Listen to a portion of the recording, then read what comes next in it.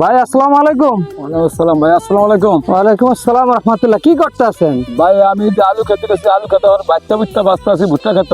মানে এই যে আলু লাগাইছেন, আলুর সাথে সাথী ফসল হিসাবে ভুট্টা লাগাইছেন? জি জি, ভুট্টা লাগাইছি এবং ভুট্টা লাগাইছি এখন বাচ্চা গাছ, সে বাচ্চা গাছ বাঁচতে আছি। ও মানে এই যে আলু ক্ষেতের ভিতরে ভুট্টা লাগাইছেন, ভুট্টার সাথে এই যে আগাছা বুঝছে আগাছাগুলো পরিষ্কার করতেছেন, এই যে জি, জি, আপনার জি, জি, এই যে জি, ভাইত্তা গাছ, ভাইত্তা জি, গাছ, জি, এই যে জি, ভাই, যেটা জি। আমাদের আপনাদের চাঁদপুরের ভাষায় বলে আর কি ভাইত্তা গাছ। জি জি হয়তো এক এক ডিস্ট্রিক্টে এক এক রকম কথা বলে। তো এই আগাছাগুলো পরিষ্কার করতেছেন, জি জি ভাই। কিন্তু আসলে ব্যাপারটা এরকম না। আমি এদিক দিয়ে যাওয়ান ধরছিলাম, এখন দেখলাম পুরা বিলে তুলনামূলক ভাবে আপনার আলু গাছ একদমই নিয়ম। আসলে ব্যাপারটা আমি আপনার কাছে কৌতূহল হলো যে আমার দর্শকরাও জানাই আসলে ব্যাপারটা কেন হলো। কারণ যারা আপনার আলু ক্ষেত করে, আলুর জমি করে, তারা অনেক টাকা লগ্নি করে গত বছর যেমন বিশাল টাকা লোকসান হয়েছে। তো এই বছরও যেহেতু আলু চাষ করছেন এবং আপনার জমিটার আলু গাছের এই অবস্থা কেন আমি জানতে চাই। প্রথম অবস্থায় এই আলু গাছটার বয়স কত? ভাই বয়স হয়েছে ধরেন 1 মাস 25 দিনের মতো।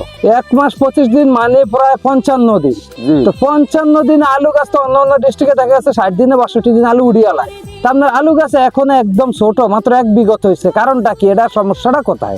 এখন সমস্যাটা কোন জায়গায় ভাই আমি এটা খুঁজে পাইতেছি না তো। আচ্ছা, আমার কাছে একটা কথা হলো, প্রিয় দর্শক আপনারা প্লিজ ভিডিওটা স্কিপ করবেন না, পুরো ভিডিওটা দেখবেন। একজন কৃষকের যে সমস্যাটা, আমি এই সমস্যাটা তুলে ধরার চেষ্টা করতেছি। যারা আলু চাষ করেন তারা অবশ্যই এটা সম্মুখীন হন।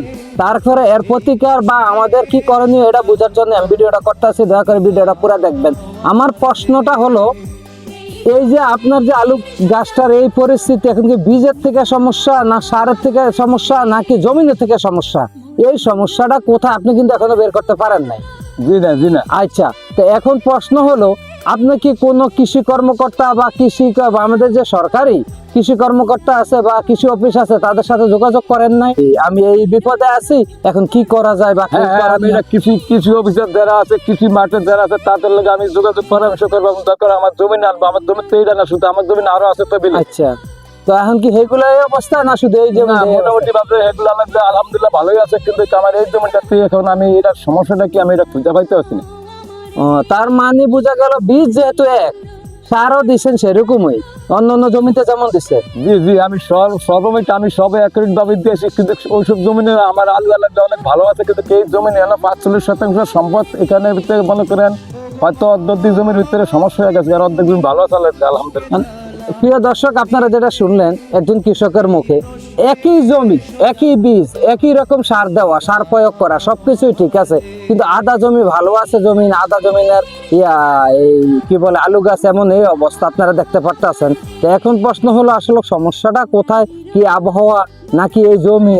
আসলে আমাদের যারা কৃষি কর্মকর্তা আছে বা সরকারি যারা আছে তারা যদি ফিল্ড অবস্থায় বা ফিল্ডে এসে যদি এই ধরনের কি সমস্যাগুলো যদি কৃষকের সহযোগিতা করত, যেমন দেখা গেছে এই জমিটা যদি খারাপ হলো নাকি এই জমিটার মাটি পরীক্ষা করা হতো বা কি সমস্যা, এরকম যদি সমস্যাগুলা সমাধান করা হতো হয়তো কৃষকরা অনেক উপকৃত হতো। হ্যাঁ, আমাদের সাথে যদি ওনারা আসা যোগাযোগ করতে আমরা জানি না, জি, তাহলে হয়তো আমাদের হয়তো ভালো হইতো, মঙ্গল হইতো, কিন্তু কোনো তো আমাদের সাথে আসে না, ওনাকে আমরা চিনিও না।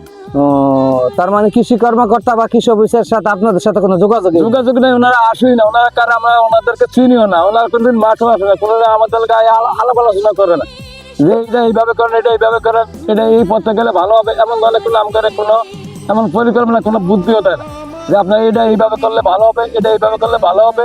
এই সমস্যা আছে, তাও না। মায়ের কত খাম, আমরা মায়ের খাইতে খাইতে আমাদের দেওয়াল পিঠ ঠিক গেছে, গৃহস্থী বাস করে আমরা গৃহস্থীও বেচতে পারি না। এরপর সারের রেট দেয় 1 রেট, কিন্তু গিয়া ভাই আর 1 রেট দেন আমাদেরকে রিসিট, নিলে নেন, না নিলে দান গিয়া, বিভিন্ন সমস্যাতে আমরা আছি। আমরা কৃষক হয়ে আমরা কোনো পথে আমরা সরকারি বাবদে কোনো সহযোগিতা পাই না। তখন সরকারের কাছে আপনার কি চাওয়ার? সরকার যদি আমাদেরকে সরকার নির্ধারিত করে দেয়, যেমন কৃষি যারা আছে, অফিসারের যারা আছে, তারা যদি মাঠে কোনো আমাদেরকে পরীক্ষা করে বা কোনো কিছু করে বা আত্মসহযোগিতা যদি একটা বুদ্ধি দেয়, তাহলে হয়তো আমাদের সামনে আমরা গৃহস্থবাস করতে পারবো, কৃষিকাজ। আর নাহলে হয়তো আমাদের মাঠে উঠতে থেকে উঠে যেতে হবে। যাক, যেটা বুঝতে পারলাম আসলে ব্যাপার হলো, প্রিয় দর্শক, আপনারা একটা জিনিস বিচার করবেন, সেটা হলো যে কৃষকরা দেশের চাকা ঘুরিয়ে রাখে, যে কৃষকরা অন্ন যোগায়, যে কৃষকের ঘামে আমরা খাদ্য খাই, সেই কৃষকই অবহেলিত। আসলে তাদেরকে কেউ খোঁজ খবরও নেয় না। আসলে এই ব্যাপারগুলো খুবই দুঃখজনক। এটা আমার মনে হয় শুধু বাংলাদেশেই সম্ভব, আর কোনো দেশে এটা সম্ভব না।